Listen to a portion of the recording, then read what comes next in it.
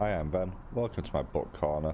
Today, as we come towards the end of Don't Die July, we're taking a look at a title back from 2017. That is The Changeling by Victor LaValle. This is 431 pages and is a slow burn, to put it mildly.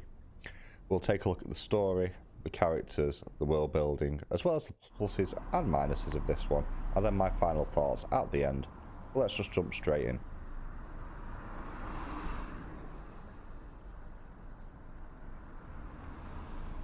The story of this is true to the title of the book, The Changeling. This has multiple different themes that switch at three different points in the book in many regards. Initially, it starts off as a family character piece. You're following Apollo as he comes from childhood to adulthood, his family relationships from when he was a child, the fact his dad went missing until one day he randomly got a box of stuff, how it sort of turned him as a person into his love of books and reselling of things. And then it fast forwards to the modern day, where he's recently married, just had a son, his relationship with his wife, how proud he is of being a father, and he's a modern father who's going out, taking the pictures on his phone, posting them to social media, spending time with his kid because he didn't have that, determined to be a better parent. And his relationship with his wife, who seems not as connected to their son as he is, claiming that in fact it's not really a child, it's something else, and this is all put down to depression and mental illness. And then she commits a crime of such magnitude and then just vanishes. And then the story switches and it becomes a story of Apollo trying to find out what happened to his wife and get vengeance for the crime she committed. And then it switches again and it goes into a more folklore-esque story of, as he begins to find out where she's been, he ends up sort of following the trail and finding these inverted commas witches, and finding out that some of what he thinks he knows is maybe not accurate. And then it jumps even further into folklore and ancient sort of Scandinavian folklore, as it turns out that things are most definitely not what they seem. And it also looks at the impact of how the world has changed over the period of time that he's been alive, and in fact since ancient times as well, in terms of things like social media, the internet, technology, and how they affect everything now. And the example that's given in here, which is a really, really good one, is to do with vampires. How the idea for a vampire to come into your home, into your dwelling, used to be that, well, you had to open the door and invite them in. Now, what do many of us do? We post online, we put pictures of what we're eating, what we're doing with our family, where we are, where we've been, where we're going. We invite people into our life, we invite the vampires in without even thinking anymore. And that's a really interesting theme for this to take a look at as well, and how some of the old traditions have changed because of these technologies. The story is a slow one, especially initially. The first third is very much the social dynamic, but without that, the way it twists and turns later on wouldn't land as well. And I really appreciate the storytelling that's going on here.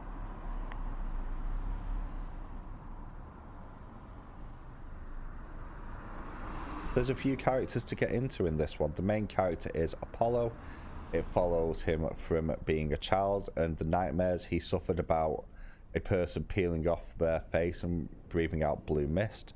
That's explained later on, but seems to have a supernatural element. His relationship with his mother Lillian, the fact his father disappeared when he was young, and the fact that he became quite entrepreneurial at an early age. He was brought back a lot of magazines by his mum from work. He'd read them, then he'd actually go off and sell them, and he developed sort of a business acumen with that, and that carried on into adulthood, where he became like an antique bookseller, and he had a few moments where he had some decent finds, and eventually this leads to him meeting Wheeler. Wheeler is buying a first edition copy of To Kill a Mockingbird for $70,000, a life-changing amount of money, especially at this point because this is post the crime that his wife commits. But Wheeler's not all that he appears to be. The nature of his character through this changes again. You've also got his best friend Patrice, another bookseller who came back from Afghanistan as a war vet, and they just hit it off partially because Apollo didn't judge him or question him about what he'd done beforehand. And then you have Emma, the really happy-go-lucky but hard-working woman who's overworked and stretched too thin and feels like stuff isn't right, and very much at the beginning, well, at the point where she commits the crime, I should say, feels like someone who is mentally snapped because of mental health issues.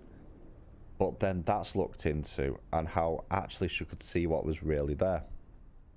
My only criticism of most of this is the personalities do fall a little bit flat at times. They do have backstory, they do have character development and growth, but the personalities don't quite seep through, largely because of the nature of people changing consistently through this. You don't get the consistency there. But the information that you're provided with, the interactions all feel natural, they're all interestingly done. It's just, for me personally, possibly the weakest aspect of this title.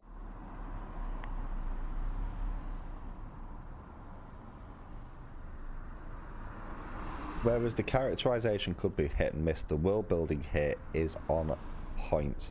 So this covers a period of time of about 40 years, give or take, but it does delve into some older history as well.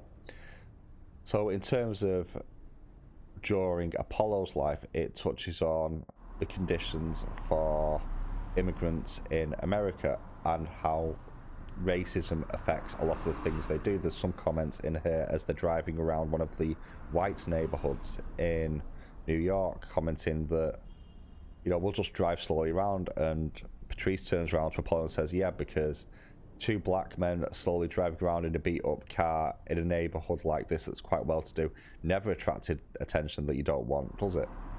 And that's, you know, very clearly done here. There's also touching on the fact of how that affects them in a work environment as well.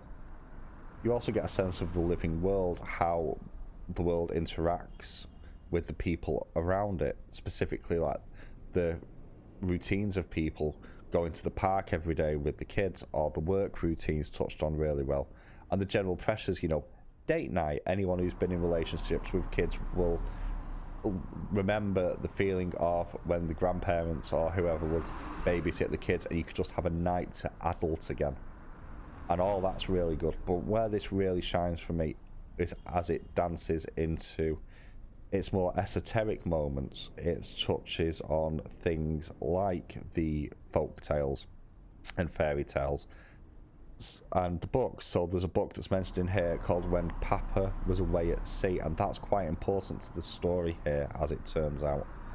The other one that is mentioned quite early on is the story of Rapunzel is brought up, and finally, and the ending of the story pulls from the stories of a skeleton, I believe I pronounced that right, from Scandinavian folklore, and talks about Jotun and Trollder, you know, the giants and the trolls, and whether they were real or not, and they make an appearance in here. And the world building really does drive the story and helps cement this as a really good read for me personally.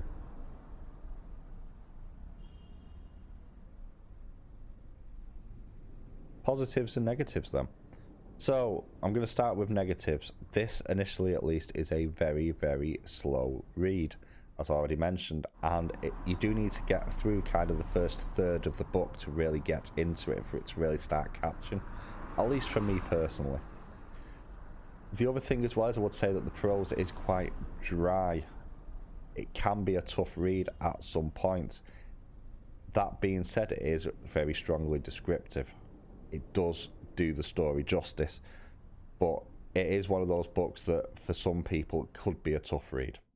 Now on to positives, however. This follows some really interesting themes around storytelling, specifically how we tell stories now because of technology, and how technology can influence how those stories are, and how stories evolve over time and change.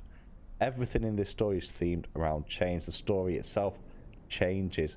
Various characters in here are not what they seem, and they go through multiple changes as well, quite quickly in some cases. How fairy tales came from folk tales before them and how they've changed over time, and the themes are really interesting here. The world building as well is on point. I love a little bit of Scandinavian folklore. I don't know it as well as I really should do, but there's some interesting stuff in here around Escaladan as well, so that's one of the strengths for me personally.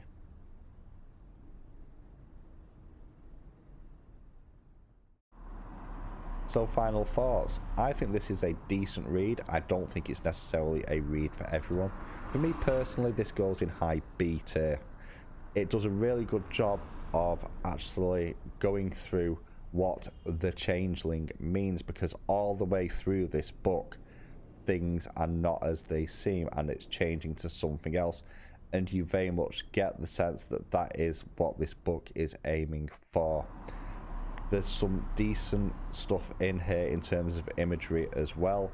The world building is excellent. It pulls really well from myth and folklore and history. So for me, I think this is probably a recommended read, although I think some people will struggle. Much like Ballad of Black Tom before it, actually, for me personally. But that's my thoughts on this one. Have you read this? What do you think? Let me know in the comments below. I'll catch you next time.